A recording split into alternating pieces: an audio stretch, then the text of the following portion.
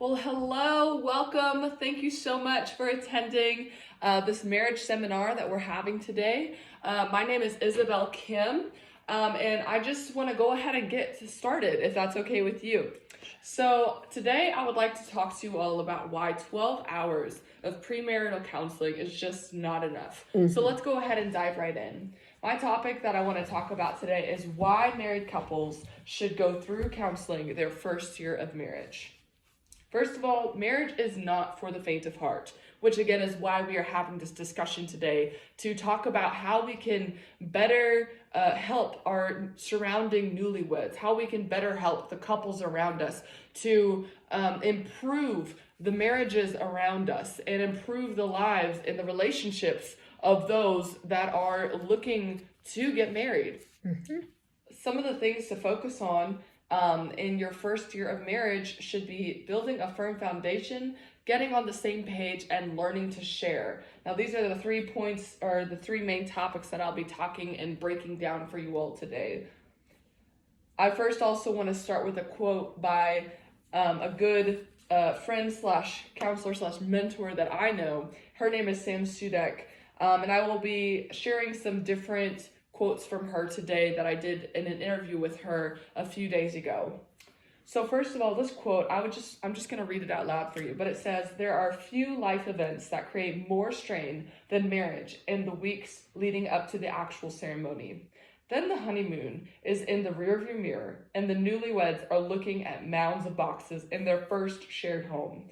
Every decision is now a shared decision to a great extent. Turf wars can happen that stay with the couple pertaining to who does what in the family arena. How are decisions reached? The greatest hindrances to peace are not having good agreed upon boundaries and basic communication skills. In that 1 year, these skills can be honed in even when the ultimate agreement is to disagree on a subject. This all takes coaching and practice." So let's talk about this first topic here, which is building a firm foundation. I'm going to start off with the scripture. It says, "For they drank from the spiritual rock that accompanied them, and that rock was Christ." And that's found in 1 Corinthians 10:4. And that's so important because as Christians, we believe that your marriage should be built on a rock. It is what makes it sturdy and stable and will be able to withstand the storms and the waves that you might encounter in your marriage. And in fact, not might, but you will, because we are all human and we live in a broken and fallen world. But I believe that God has a greater purpose for marriages, and that is one of the reasons why I am wanting to share this with you today. And so for the basic needs that can only be met by God are, first of all, acceptance, which is knowing you are loved and needed by others. Number 2 is identity, knowing you are individually significant and special. Number 3 is security, knowing you are well protected and provided for. And the last one here is purpose, knowing you have a reason for living. In the case of Christians, this means knowing that God has a special plan for your life. Now, these are so important because while these are basic needs, these are also our deepest needs, and they can only be met by God.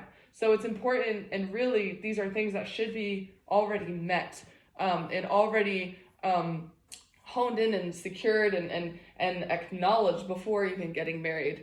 But it's important to keep these in mind because you never want to put an unrealistic expectation on your spouse, because they will never be able to meet that expectation. And I believe that is truly one of the biggest issues that we find in marriages is unrealistic expectations being put on the other when they can only be met by God. And so that is part of prioritizing and keeping things in place where they were designed to be originally. The second point I want to talk about is getting on the same page. Here's another quote from Sam Sudek, which says, "With the divorce rate over 50% within the first 2 years of marriage in the USA, there is a lack in helping newlyweds with the inevitable bumps. Emotions run high. In my experience, that percentage of failed marriages goes to 25%.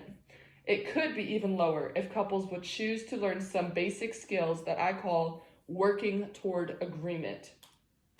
Some of the struggles here that are commonly found amongst couples are communication, boundaries, setting common goals, budgeting and bookkeeping, fighting for agreement, being a peacemaker, not a peacekeeper, and walking in love.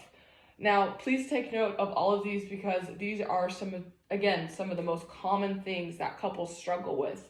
And I think one of the ones that really has stood out is the being a peacemaker, not a peacekeeper.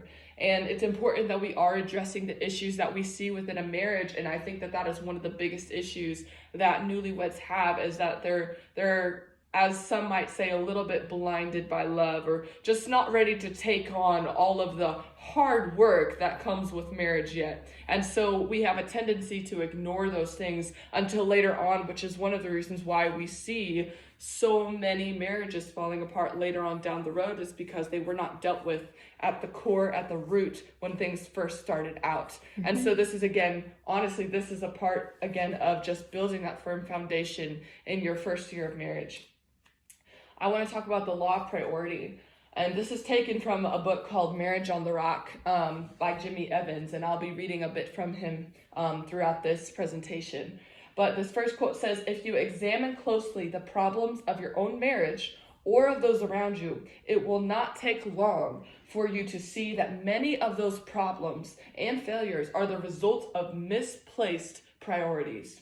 In fact, untold millions of couples have ended up in a divorce court because they failed to properly uphold the priority of the marriage covenant." Mm-hmm. And the second quote here says, "In marriage, both spouses have moral obligations to God and to each other to protect their relationship from being violated by people or things of lesser priorities.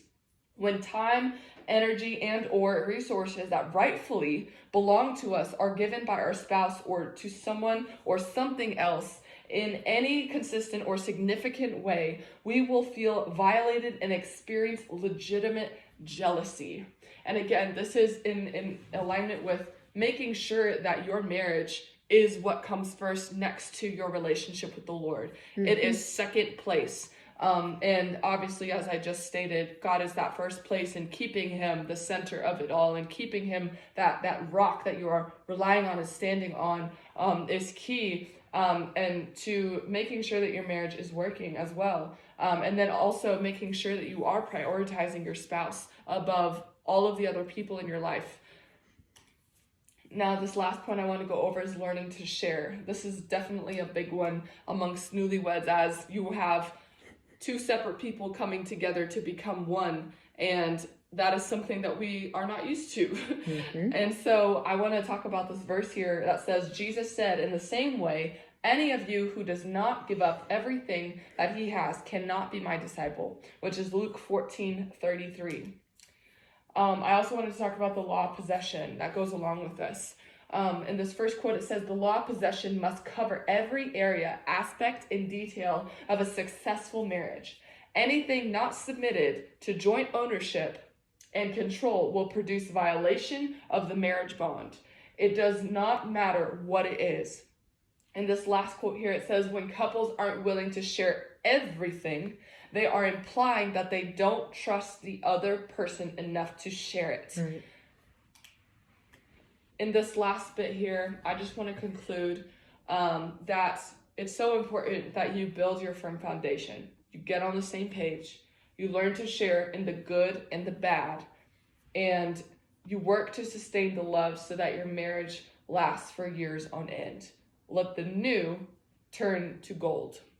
And so I just hope that you all have taken the information that is here, because it has the potential, if you let it, to help you build your own marriage in a way that is going to last for years. And it will not only help your marriage, but it will also help the surrounding marriages, and especially as counselors, which I know many of you here today are. It will be a resource for you to be able to help those around you in a way that will, again, help turn those divorce rates down in the US, which is one of our biggest goals. So I just want to thank you all for attending today. I hope that you enjoyed this presentation. Thank you so much.